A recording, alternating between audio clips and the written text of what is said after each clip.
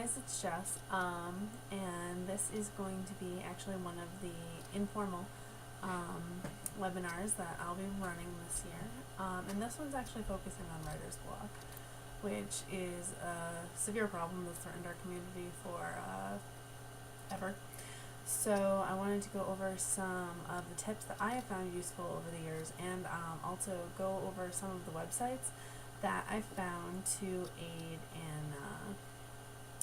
in that endeavor. And there are some really cool ones out there, so keep that in mind while you're working on your novel or your short story or your flash fiction or whatever you're working on at any given time.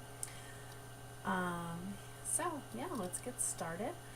And first up, I'm just going to go over some of the tips that I have for you.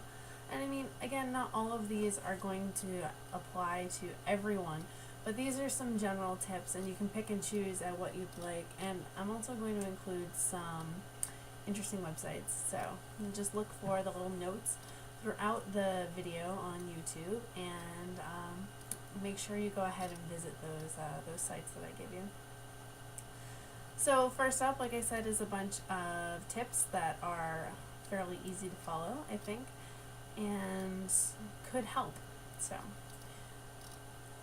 a lot of writers struggle with writer's block. So one of the ways that you can help guide yourself through the writing process is to implement a writing schedule.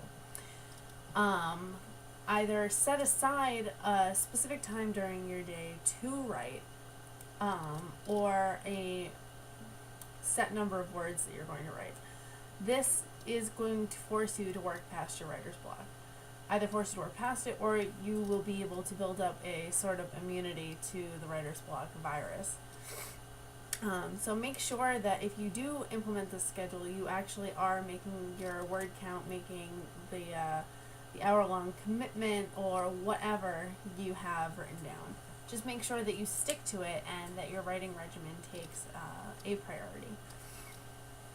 Alright, so then you should also remember not to be too hard on yourself. You're not God, you're not a perfectionist. Well, some of us are perfectionists, never mind.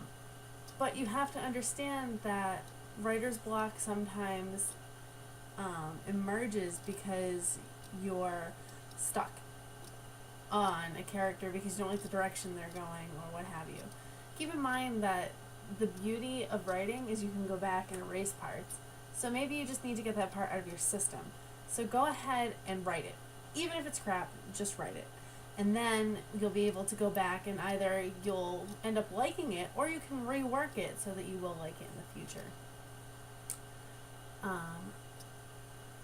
Another helpful tip is that you should think of your writing like a regular job, and not necessarily a piece of art that you need to aspire to finish.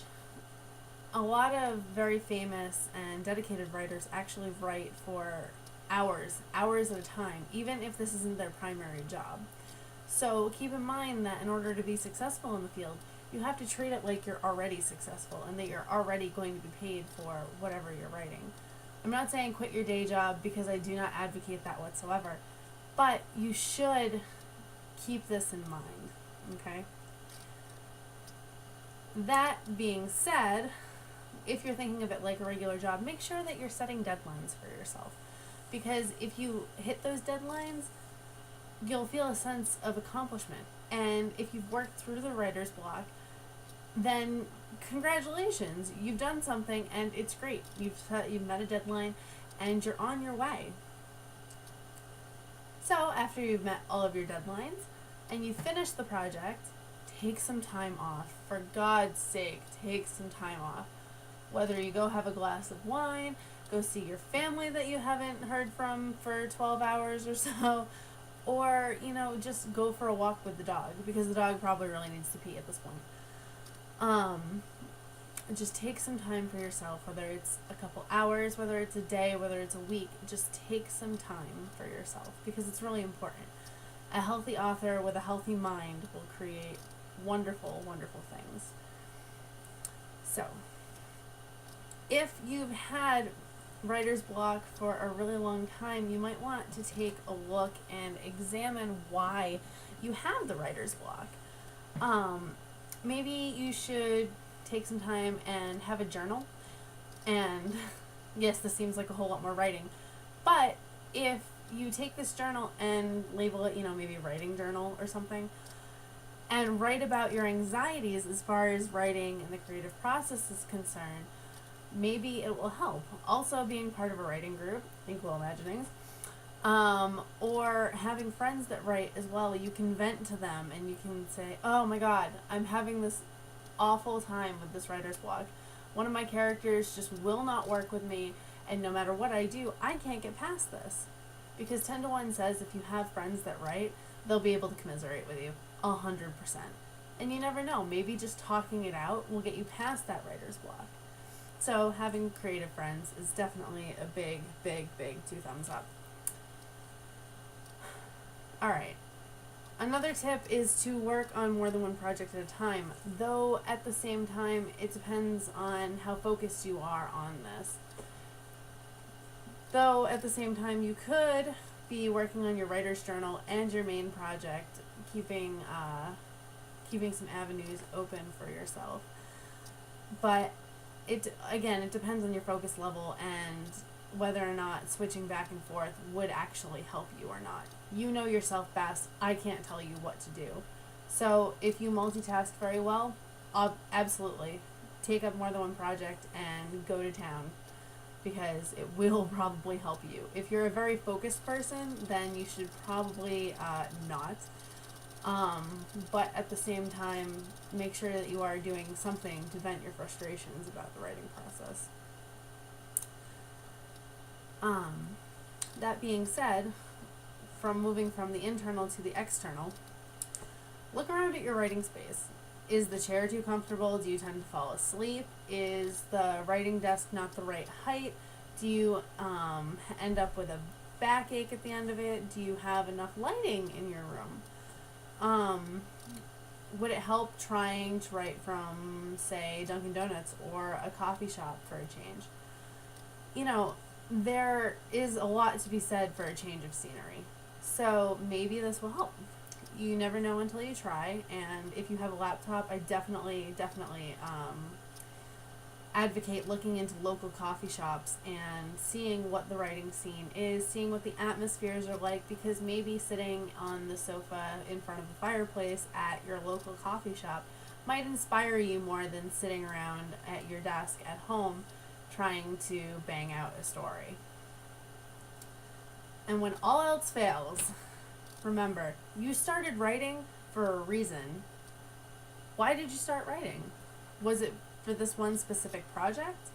Or was it a more overarching reason because you love words, or you love how the text seems to flow from your fingers when you get into a creative rhythm? So all of these are really helpful when you're trying to overcome writer's block. But at the same time, some fun little distractions can be helpful as well. So I wanted to introduce you to a website that I think is fantastic. It's actually http://www.webook.com/911writersblock. And yes, I'll have that pop up for you on a little note. It's actually a cute little flash interactive web page that will help you overcome writer's block. There is a little telephone touchpad on the screen, and they have set numbers 1 through 0, which help with things like setting, character, dramatic entrances, dialogue, yada yada yada.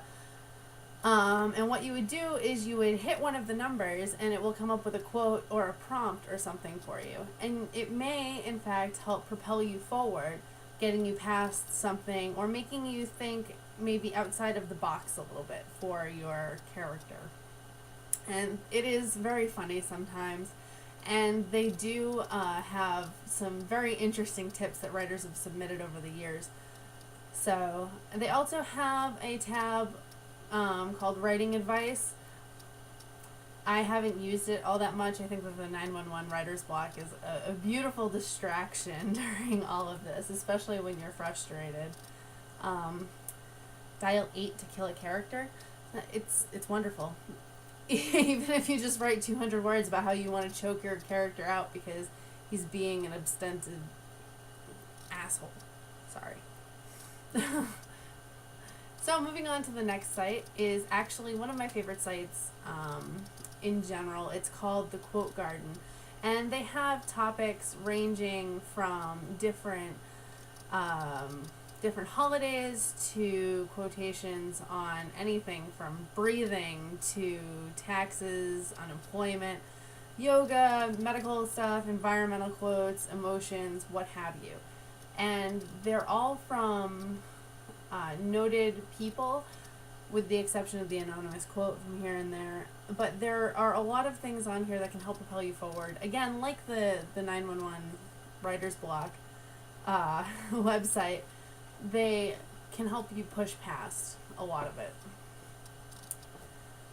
So, on to my last website for the afternoon. It's actually called Writing Excuses, so www.writingexcuses.com.